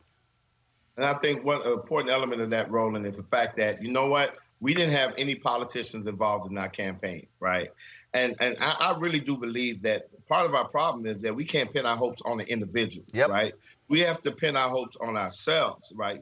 Just like I used to tell folks, that's how I was able to marry the most beautiful woman in the world. I didn't rely on someone else to introduce me. I went and did it myself, right? And that's how we cannot depend on other people to get the things that we need, right? And our efforts in Amendment 4, I remember the 2 nights before the election, and I told folks that the most important person on that ballot was not named Andrew, was not named Ron, right? The most important person on that ballot was Pookie and Ray Ray and the Desmonds and the Neils, and it showed on that night, right? And so I do believe that we have to change constitutions in a lot of these states, but I also believe that the changes that we want to see, we cannot rely on an individual to make those changes. We can't wrap our hopes around an individual or a candidate. We need to actually wrap our hopes around our community and mobilize our community along some values that we all share. Mobilize our community along the lines of humanity. And when you do that, that becomes more powerful and more lasting, because politicians will let you down. Politicians will lie to you. Politicians will do a 180 on you in a heartbeat, right? And so we have to invest in our communities. We have to invest in our own. Cliff, as y'all have traveled the country, y'all have seen that. Yeah, definitely. That's a big part of what our message is. And, one of the things that we often talk about is us believing that we have that power, right? And that we have a right to that power, because oftentimes we don't think we have a right to use that power because it's been used against us so many times in our past. But, one of the things that two things I want to mention real quick in regards to this is, one, we talk a lot about disaster capitalism, right? About how, every time a disaster happens, you got folks coming in, gentrification, they try to take advantage of it and try to make money. This is very much a situation of disaster voter suppression, that under the cloud of all the justified concerns around coronavirus and our health status, and I know you've talked a lot about even the racism that's been seen within the response and disparate testing and all of that. But within all of this environment, that you got folks coming in trying to take advantage of the situation, use it for voter suppression, whether it's Wisconsin or whether even states like Georgia that are actually shifting towards voting by mail. But we always have to be careful because the devil's always in the details. And so it's not just about whether they shift the voting by mail, right? When you shift the voting by mail, are you sending a prepaid envelope along with that ballot to make it easy for folks to send that ballot back or that ballot request back? Because if you don't do that, then that's the same thing as when you move a polling place 5 miles down the way. Every time you do something like that, that it's going to have an impact on turnout. Or if you have a postage, not a postage deadline, but you have a a ballot received deadline, meaning that the ballot has to be received by Election Day versus postmarked by Election Day. And so there's a lot of stuff within the voting by mail and some of the new policies and some of these options that some of the states are going to that, you know, can sound good on the face of it, but once you get into the details, there's lots of room for suppression to take place in the way that they administer it. I want to do another round here. Last one, Desmond, I'll start with you. We look at these primaries, and the bottom line is this here. There is going to be an election in November, and we better be fully prepared for folks going all out to figure out as many restrictions as possible. Everything that Cliff just outlined. So black folks better be fully prepared to fight until hell freezes over and then fight on the ice. Yep, so the challenge right now is being able to walk and chew bubblegum at the same time. I mean, we cannot ignore the fact that this coronavirus epidemic is impacting real people, impacting lives in ways unimaginable, right? We have folks who are not working and folks who don't have any source of supplementary income to provide for their families. We have people who are homeless right now on the streets that we don't know what to do with, right? And of course, our brothers and sisters that are in prison. So, you know, but in spite of everything that's happening and the attention that this coronavirus is dictating, we cannot lose sight or cannot lose the eye on the prize or that goal, that ultimate goal that we have. And for us here in Florida, it is really that, you know, we've been silenced. People with felony convictions have been silenced for so long that we're looking at 2020 as our time, our moment to make our voices heard. And we're going to take full advantage of it. But we have to balance, how aggressive are we going to register people to vote and train them and make sure that they're turning into change agents in their communities and bringing their family and friends to the polls or having them vote by mail. And we have to balance that with the fact that we have to also be cognizant of people's needs, because real life goes on. When I was in jail and I was getting ready to get out, I wasn't rubbing my hands together and saying, man, I can't wait to get out to vote.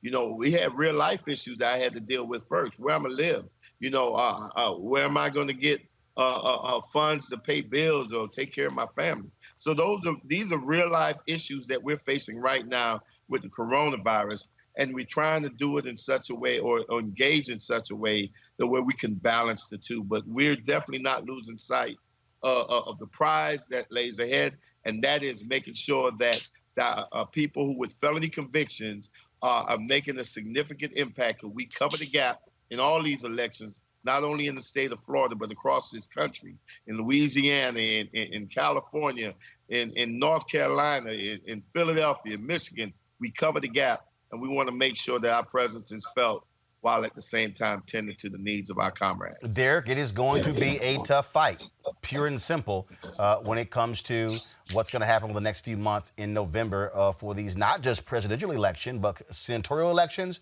congressional elections, gubernatorial. You got legislatures that are up for grabs as well. It is going to impact us if this coronavirus, if we have not made this thing extinct by the fall. Absolutely. And unfortunately, I look at what's happening, and even, the article you're talking about Wisconsin, that kind of thing, and the other brother was talking, I think any change right now in our electoral system is going to have a negative impact on the African-American community. And I say that just because on a whole, we just don't like change. And if we start talking about asking people to mail in a ballot and we haven't provided that return envelope, I think we open up a whole can of worms, like we said, a whole nother type of voter suppression. I think any type of change, if it hadn't been tested before we implement it, I think we open up voter suppression. So the idea that the Republicans are putting these different ways out there to suppress the black vote, I think some of the things that we're looking at could be easier, could actually backfire for African Americans. Well, the reality is, Brooke, is this: the way to beat it is to vote. Right. That's it. Absolutely. Vote. Local elections matter. Every single election matters. And right now, there's more evidence of it than ever before. Vote. Absolutely. Cliff, I'm going to give you the final word here. Look, y'all have been going to places a lot of other people ignore, going to these small rural places where black people are, who they don't see politicians, they don't see campaigns. And the reality is, if we actually maximize our power, Jamie Harrison can beat Lindsey Graham in South Carolina. You can actually see states flip. You can see what happens when we do. We saw what happened in 2008. Obama runs in North Carolina. He wins by 14,100 votes. They immediately go under massive voter suppression because they were scared. The bottom line is here. You put the right folks in place, you can then control the laws, and that has to happen.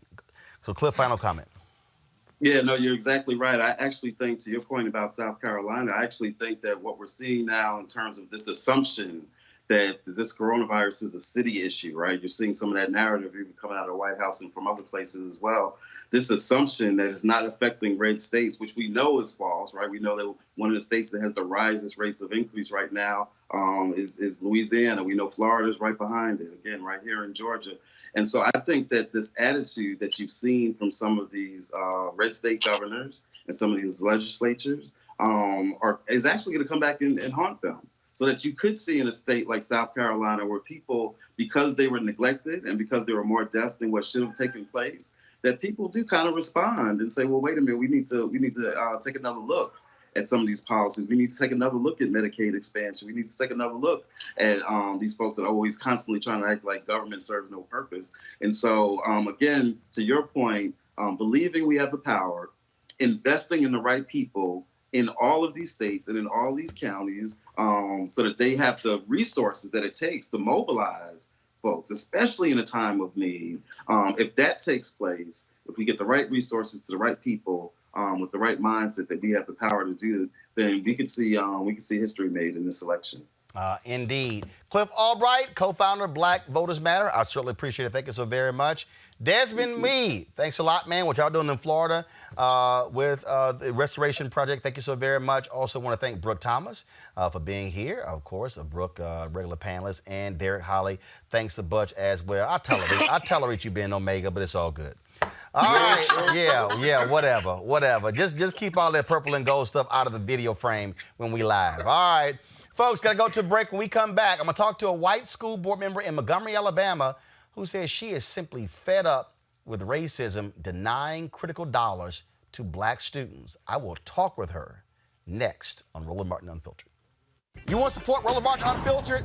Be sure to join our Bring the Funk fan club. Every dollar that you give to us supports our daily digital show. There's only one daily digital show out here that keeps it black and keep it real as Roland Martin Unfiltered. Support the Roland Martin Unfiltered daily digital show by going to RolandMartinUnfiltered.com. Our goal is to get 20,000 of our fans contributing $50 each for the whole year. You can make this possible. RolandMartinUnfiltered.com.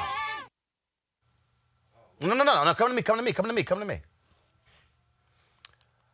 All right, folks. I was on social media and I came across this story and I said, wow, we have definitely got to talk about this. And that is this video here out of Alabama.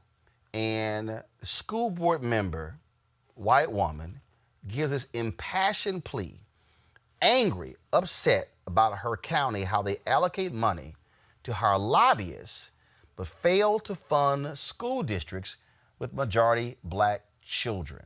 Watch this. I'm going to say some things, and maybe I'll get fired from being on the board. I don't know. But I've got to say my piece about this. I wasn't alive when the civil rights movement started, but my people were. And they made decisions then, and that's why we're sitting in this situation now. Come on now.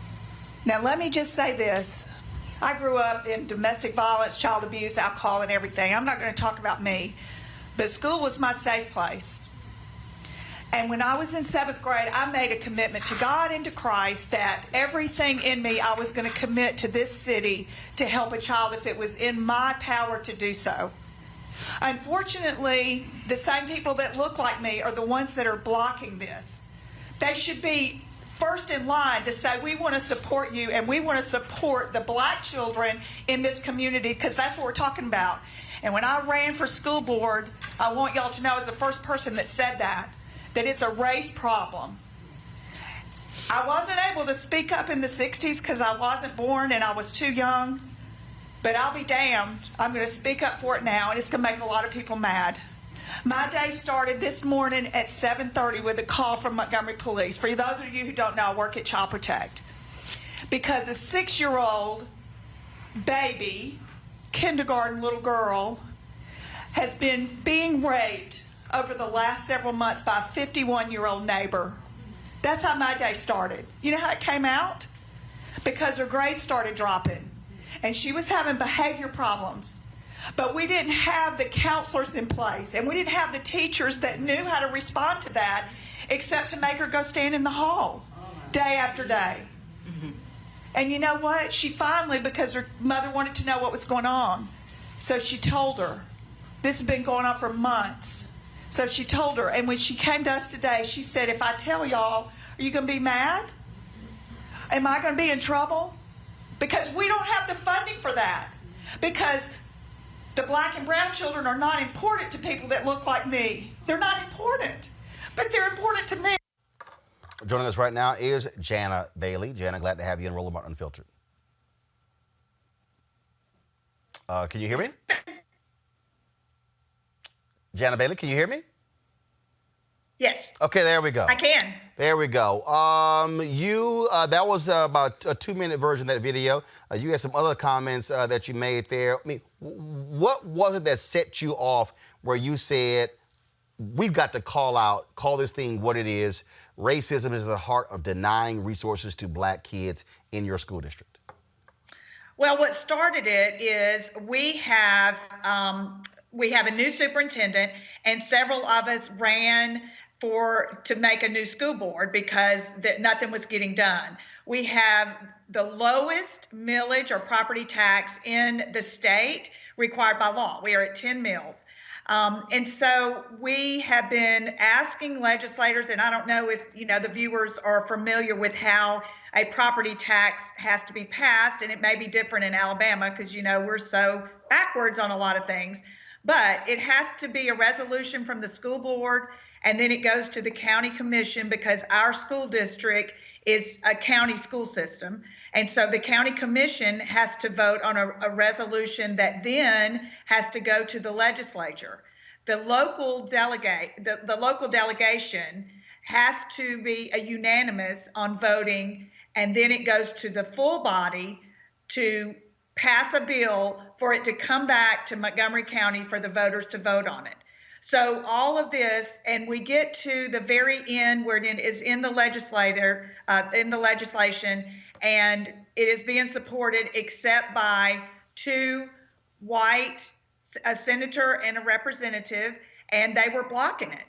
So essentially what it was doing was saying that we are not going to allow the people in Montgomery County to vote for this. Now, the demographics of Montgomery, I don't know if you're familiar with this, I am. Are 36% white in Montgomery County.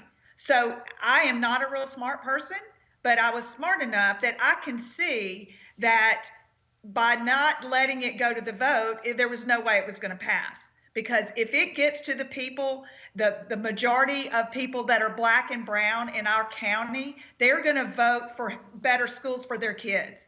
But we've got to get it on a ballot. And so it was just one more way of not having them to have the ability to vote. The second part of that is, in our county, we have another school system that is out in the county. It's Pike Road, and it is predominantly white. And when it was, the school has been in existence, it'll be 5 years in August. When they went to the county and the city and the legislation to ask for 28 mills, it was passed with no problem. Ours is at 10, theirs is at 28. So we were having to vote that night on having to hire lobbyists to go down to the State House to lobby these two, the senator and the representative that were standing in the way. And we voted on that night, which was March 11th, and then March 13th is when all the coronavirus hit. So the legislature is now out, and the chances of it getting on the ballot in the fall is probably next to zero. But that's the long and short of it. I mean, that's pretty much what happened. I was in Alabama more than a year ago. I had one of my school choice is the Black Choice Town Halls at a church there. And at the time, they told me that the school system was under the control of the state. The state had taken it over. Is that still the case in Montgomery? Yes, we are still under state jurisdiction, and they still. However, we in the last year, 4 of the 7 board members are new, and we have been on there just a little over a year, and we are making great strides to come out from under that. So we are very hopeful that by the end of this school year, that we will come back out from under state intervention.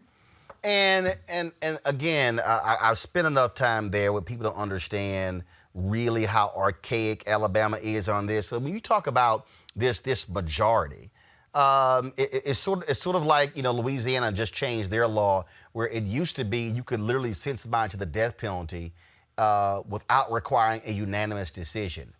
I don't know of many places where it requires a unanimous vote, of your board. And so so is the law that all board members must vote to allow it to go? So like who determines, who votes, who picks? And so how does that even work? It's so crazy. I mean, Roland, It's so crazy. Okay, so what happens, the 7 board members with the superintendent, we know we need more money. We are at poverty level. We have 29,000 students in our district, and we are losing between 700 and 1,000 every year. So we need more money. These kids are going to school in the buildings that are crumbling before them. So what happens is the school board says, okay, we need more money. The school board then votes on a resolution at a school board meeting. We all sign it. We say, yes, we want a millage increase, a property tax, because that's where most of the money comes from. So we take our resolution to the county commission. The county commission has to do a public hearing so people can come and talk about it. At the public hearing, most of the people that spoke were in favor of it because they want better schools. They want to have counselors. They want advanced placement. They want arts in the schools, and we don't have that now. They want their kids to be able to take books home. So the county commission had to vote on a resolution. It did not have to be the majority. So the 2 that abstained looked like me, and the others voted for it, and it passed the county commission. Then the county commission sent their resolution to our local local delegation, which is the representatives and the senators that represent Montgomery. So that they all had to approve. So wait a minute. So wait a minute. So in order to raise taxes for schools, property taxes for schools, school board votes, then it has to go to a county commission. Yes. Then it has to get approved by a state rep and a state senator before it goes on the ballot? No, there's another step. Has to be approved by the local legislation, which are the representatives and senators that represent Montgomery County. They all have to agree, and then it goes to the full legislative body, and they have to vote a bill to say, okay, we're going to let Montgomery County put this on the ballot so people can vote for it in the fall or whenever. Whoa. Wait a minute. So the entire state legislature has to vote to what people in this one county can do. Yes. What? Okay, I've covered politics. I've covered politics my entire professional life. I'm 51. I have never heard of that many levels for a county to raise property taxes for a school district. I've never, that's unbelievable. It's mind-boggling. And, I was not aware of this either. I thought, we just put it on the ballot like anything else that we want to vote for, and it's voted for and it passes or it doesn't pass. But this has to go through all of these different channels. And like I said, that night that we were having to vote, and we voted for it. I mean, it passed our board. We had already voted on the resolution. What we were voting on March 11th was lobbyists that we were having to hire at about $10,000 a month so that they could lobby these two people to see that they needed us to at least get it on the ballot. So that is where the frustration. And we're talking about, you know, Roland, you know enough about the South, and you know about Alabama, and you know about Montgomery, that this is deep seated. I grew up here in Montgomery, and I'm a product of the public schools. I graduated from Lanier in 1979, a little bit older than you are, but not by much. But I went to public schools, and you know, they were integrated when I was in the 3rd grade. I'm not good with math, so I can't do how old I was or what year that was. But I was in 3rd grade, and you know, for the kids going to school, there was no problem. We all played on the playground together. But it was, as the years went by, and it got to be in about 1986, 87, and the powers that be decided to try and keep white people in our school system. They were going to implement a magnet program that was still within the schools, but it was a magnet program. And that was a way to keep white kids in the school. And it worked for a while.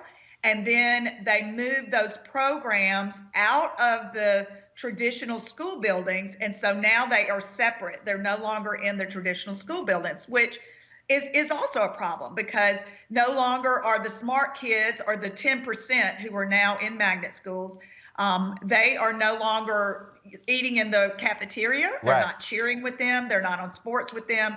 So we have another level of segregation, because what happened with that, and you know, we'll just air all our dirty laundry tonight. But what happened with that is a lot of the magnet schools, they were limited to the enrollment. So it's, for example, if ABC school said, okay, we can only have 300 9th through 12th graders in our school this year. So it was an application process. And so if you were the 301st child and you were trying to get into this program because you played the trumpet really well, or you were a great artist or photographer or singer, or you were great in math or the languages, too bad. You're not going to get into the magnet program. And so now you are in a traditional school, and the opportunities drop drastically, because if they don't have that extra learning ability, and they're not reaching their cap of learning, and they're not given the equal opportunities. The reason I know that system well, I'm a product of a Houston Independent School District in the magnet school programs. Went to a magnet school in elementary school, went to a magnet school in high school. And yes, magnet schools were created in many of these places to desegregate schools. And so you place magnet programs in predominantly white schools, predominantly Latino schools, predominantly black schools, to be able to bring a racially diverse group into it. So you're absolutely right. It doesn't make sense to remove them, because you go back to, frankly, your segregated schools, and you're also removing those what some call gifted and talented programs out of those schools. And so when it comes to this issue, so what's next? You know, what's the next step? What can people do? What can our audience do? How are y'all rallying people there in Montgomery to get the state rep and state senate to say, hey, you represent the people, not vice versa? Right. Well, sadly, as you know, as all the stuff that has happened now with the coronavirus, now let's think about this. Most of our children, about 65 to 70% of our children in the public school, I'm talking about the traditional public schools, are at or below poverty level, okay?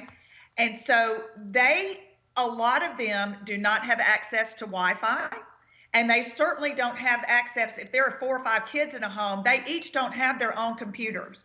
So now, just like everything across the country, we are going to online school.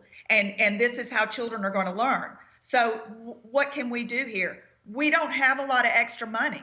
So we can't say, okay, everybody is going to get a tablet, or everybody's going to get, some type of equipment to be able to do their work online. I did just hear from the superintendent, who is wonderful. Dr. Ann Roy Moore is the superintendent in Montgomery County, and she has led us for the last 2.5 years. She's doing a phenomenal job. She works great under pressure. But I did get an email, and it looks like we're going to be able to use, now listen how antiquated this is. I mean, this is the best we can do, and we're going to do it. But we are going to be able to put our school buses, the big yellow school buses, park them in neighborhoods, Right. and be able to have Wi-Fi off of that, or hotspots. Well, I'm not real IT literate, but South Carolina, the exact same thing. 3,000 school buses were converted to mobile hotspots. and that's what we're going to do. That's great, but it doesn't matter if you have Wi-Fi if you don't have the equipment to use Right. it. I mean, you can have a mobile hotspot, but if there's no computer, no laptop, no iPad, as a saving grace is that, and this is one of the things on the digital, so when you talk about digital divide, African Americans always over-indexed on phones, because for a lot of poor African Americans, it was either have a cell phone or have or a home phone. Folks chose cell phones. And so the reality is we over-index on that, but that's still talking about a lot of these programs, a lot of these apps you can't actually access on your phone. You need to actually have a desktop. And this, and what I've said in all of our coverage since coronavirus has really come up in the last really more than a month, I've said that this coronavirus has exposed the underbelly of America. First of all of the people we treat like crap, we desperately need right now. Okay. Amen. All these parents are going crazy who are like, oh my God, where are these teachers? All these people who say we should be paying nurses more. Oh, they really wish we had more nurses and health practitioners. And it's showing that the haves and the have-nots, this assumption that everybody has broadband, everybody has Wi-Fi. And when you talk about rural areas, it's even worse.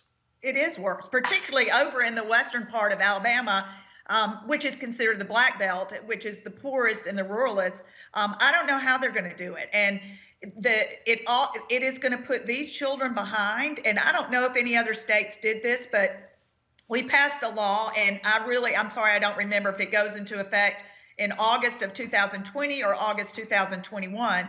But we passed a law that said if a child was not reading at third grade level, by the time they finished third grade, they were going to be held back. So let's talk about that. I mean, kids are already behind. You don't pass. First of all, behind. you don't pass such a law if you then don't provide the necessary resources to the school districts in order to actually make that happen. But see, that to me is also what angers me when you have politicians who pass laws who don't even think about. 2 or 3, a handful of politicians that pass these laws, and that is what angers me. They're not the people that are on the front line, and they have no idea, and they don't understand it, and they don't know what these children, it's easy for them to sit in the ivory towers, but they've never walked the schools, and they've never seen what these kids, what they come into. If you can't even go to the bathroom because the plumbing is broken and the doors are broken off of the school I went to high school and was built in 1929. I graduated in 1979. It has not changed at all. The same lead paint that was on the walls in the library is still on the walls in the library. The ceiling is falling down on a number of schools. So our infrastructure right now, just to get these schools up to maintain safety, as far as I'm concerned, is $220 million. If we were able to pass, and we weren't even asking for a lot, Roland. We were only asking for 9 additional meals. That was it, just to bring us up to 19. That would have given us enough money over the next 30 years to be able to fix the infrastructure, have more resource officers, provide arts in the school, and provide advanced classes for all of the children. All I'm asking is equal education so that they can reach their full potential. And you ask, what do we do from here on out? Well, I have a lot of friends that are white. That would just be natural. And some of them have said things to me like, I can't believe that you spoke. And, why did you say that? And you're not going to get elected again because you live in a Republican white district. I didn't run to get elected again. I didn't run to just keep a warm seat. I ran because we have issues in Montgomery County, and this is my circle of influence. And so if the people that look like me don't begin to start speaking up, then you know what?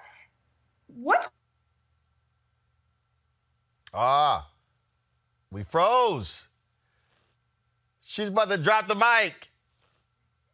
All right, get it fixed. I need her to finish her last comment. I got to have her finish her last comment. All right, let me know. Man, Jana was about to drop the mic. I'm trying to, if people like me don't speak up, and so I want her to finish that particular point. Do we have her? Yeah, her video froze. Okay, so go ahead and let me know when y'all have her. Yeah, my control room is working on it right now. So just give me 1 second. All right, I think we got it. All right, here we go. So you said if people like you talk about your white neighbors, if people like me don't speak up.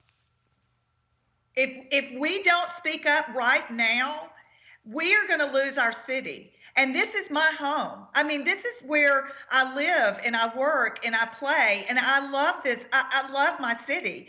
But more importantly, I love these children. And I want these children that are growing up in poverty, that are growing up in public housing, I want them to be my doctor one day. And I want them to be my dentist. And I want them to be my teacher. I want them to be the artist and the well, I won't say politician, but I want them to be a talk show host. I want them to reach their full potential. Maybe they are going to have their own electric company, and maybe they're going to have their own plumbing. But right now, they are not getting the opportunities. And people say, oh, you can't throw money at the problem. That's what I hear all the time. They're not managing the money right. What are you talking about? There is no money to manage. There is no money there. Jana Bailey, we appreciate your passion. We're glad you spoke up. One of the reasons why I created this show is so we could have someone like you and others who have a platform to speak to folks across the country. And so keep it up, and whatever we can do, keep us abreast of what happens. Whatever we can do to help, just let us know. I will, Roland. And listen, it has really been a true honor to be able to be on your show. And I hope a lot of people are listening to that plea, and let us use our voices and continue talking about this. We may be on the crux. I was listening to your show earlier. I think we're on the crux of something really big. You just said it. The coronavirus has uncovered a lot of ugly in this country. But on the other side of that, there's going to be a lot of good, because there are people like you and me that are going to keep fighting for it. And I got a lot of people behind me, too. All right. Well, we're certainly there with you. Jana Bailey, thanks a lot. We appreciate it. Thanks, Roland. Bye. All right. Thanks a lot. All right, folks. This is why we do what we do. And we certainly need your support. We've got more than 2,000 people who are sitting here watching us on YouTube. We got nearly 1,000 on Facebook. The reality, folks, we're an independent media company. The coronavirus has greatly impacted all media companies. We're seeing massive layoffs all across the country. We're seeing people furlough workers. We're seeing them slash pay, all that sort of stuff. And the reality is we greatly depend on you. And so we want you to support what we do. Your dollars, Bring the Funk Fan Club, make all of this possible. You've heard me say this repeatedly, and I'm not joking. If 20,000, and I've got more than 2.6 million followers. If 20,000 of our followers gave on average $50 each, that's it. $4.19 a day. Excuse me, $4.19 a month, 13 cents a day. Whole show's taken care of for a whole year. And so we need you to support what we do. Cheryl Lee, I want to thank your donation on YouTube. Thank you so very much. I see that. Folks, all you got to do, you can do Cash App, which is $RM Unfiltered. If you go to RolandMartinUnfiltered.com, you can also contribute to us via Cash App, PayPal, or Square. I'm going to just say it. This is not being arrogant. There is no other black media outlet giving you this kind of information every single day. Nope. Stop. Okay? No black website, no black cable network. You have a black news channel. Thankfully, they launched. They're doing it. But Y'all, you see the kind of information we're giving you every single day. We need your support. Join our Bring the Funk fan club. Tomorrow, my girl, Laura Morrow, she's a bartender in Miami. She's going to join us showing you some creative drinks you can make since you're stuck in the house at home. And so we got to have some fun as well as with the serious stuff we do. I'll see you guys tomorrow right here on Roland Martin Unfiltered. Holla! Be safe.